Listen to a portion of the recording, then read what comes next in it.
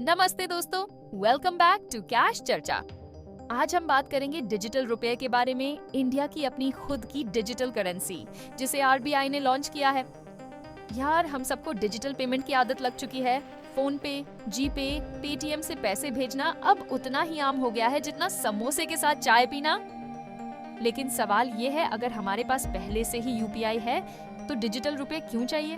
क्या ये bitcoin type कोई नई क्रिप्टो करेंसी है?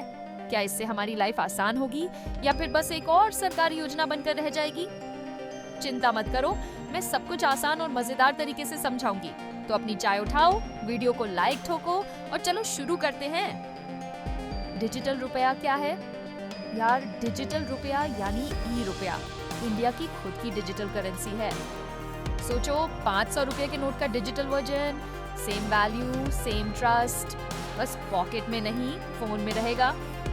अब तुम सोच रहे होंगे, भाई ये बिटकॉइन जैसा है क्या? बिल्कुल नहीं। बिटकॉइन और दूसरी क्रिप्टो करेंसी किसी सरकार के कंट्रोल में नहीं होती।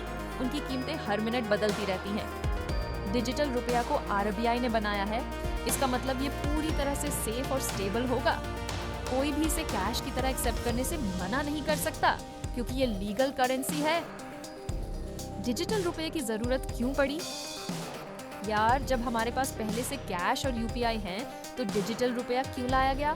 सिंपल, ये 3 बड़ी प्रॉब्लम्स को सॉल्व करता है। एक, नकद कैश की टेंशन खत्म। इंडिया हर साल हजारों करोड़ खर्च करता है नोट छापने, एटीएम में भरने और पुराने नोटों को रिप्लेस करने में। डिजिटल रुपए से ये खर्चा कम होगा, कोई नोट छापने की जरूरत नहीं, बस डिजिटल ट्रांसफर करो। इमेजिन करो, तुम्हें किसी को 500 रुपए देना है तो ना एटीएम जाना पड़ेगा, ना छुट्टे ढूंढने पड़ेंगे, बस फोन से ट्रांसफर कर दो। बैंक अकाउंट की जरूरत नहीं। यूपीआई बैंक अकाउंट से लिंक होता है। अगर किसी के पास बैंक अकाउंट नहीं है तो वो यूपीआई यूज नहीं कर सकता। लेकिन डिजिटल रुपया सीधा डिजिटल वॉलेट में स्टोर होगा, मतलब बैंक अकाउंट की भी जरूरत नहीं। अब सोचो, गांव में रहने वाले चाचा जी जिनका बैंक अकाउंट नहीं है, फिर भी वो डिजिटल रुपए से सब्जी खरीद सकते हैं। क्रिप्टो से ज्यादा सेफ। क्रिप्टो की कीमतें कभी भी ऊपर नीचे हो सकती हैं। आज 50 लाख रुपए, कल 30 लाख रुपए। लेकिन डिजिटल रुपए का वैल्यू हमेशा स्थिर रहेगा। 100 रुपए का डिजिटल रुपए हमेशा 100 रुपए ही रहेगा। डिजिटल रुपया कैसे काम करता है? अब सवाल, भाई ये चलेगा कैसे? रिलैक्स, बहुत आसान है। डिजिटल रुपया कहाँ स्टोर होगा?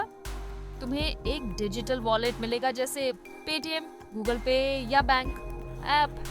बैंक से डिजिटल रुपया खरीदो और अपने वॉलेट में स्टोर करो। पेमेंट कैसे होगा? क्यूआर कोड स्कैन करो, अमाउंट डालो और पेमेंट हो गया। कोई बैंक इंटरमीडियरी नहीं, कोई यूपीआई सर्वर लॉर्ड नहीं, सीधे पैसे ट्रांसफर। ऑफलाइन भी चलेगा। अगर तुम्हारे पास इंटरनेट नहीं है फिर भी डिजिटल रुपए से पेमेंट कर सकते हो। गांवों और छोटे शहरों के लिए यह बहुत बड़ा एडवांटेज है। डिजिटल रुपया अब भी कहां तक पहुंचा है? 2022 में आरबीआई ने इसे बैंकों के लिए लॉन्च किया। फिर दिसंबर 2022 से आम लोगों के लिए टेस्टिंग शुरू हुई। एसबीआई, आईसीआईसीआई, एचडीएफसी जैसे बैंक इसे यूज कर रहे हैं। अब यूपीआई से भी लिंक हो गया है, यानी फोन पे और जीपे में भी डिजिटल रुपया यूज कर सकते हो। रिलायंस रिटेल जैसे बड़े स्टोर्स इसे स्वीकार कर रहे हैं। तो फ्रेश पिक में गोरमेट चीज खरीदने जाओ और डिजिटल रुपए से पेमेंट कर दो। फ्यूचर में डिजिटल रुपया क्या कर सकता है? अगले 3 से 5 सालों में डिजिटल रुपया बहुत बड़ा गेम चेंजर बन सकता है। क्रॉस बॉर्डर पेमेंट्स, मतलब इंडिया से सीधे अमेरिका या दुबई में पैसे भेज सकते हो।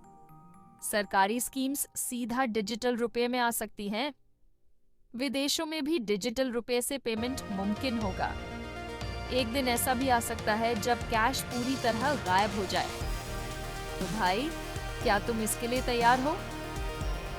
Final thoughts. तो दोस्तों, डिजिटल रूपी एक नया चैप्टर खोल सकता है इंडिया के डिजिटल फ्यूचर में।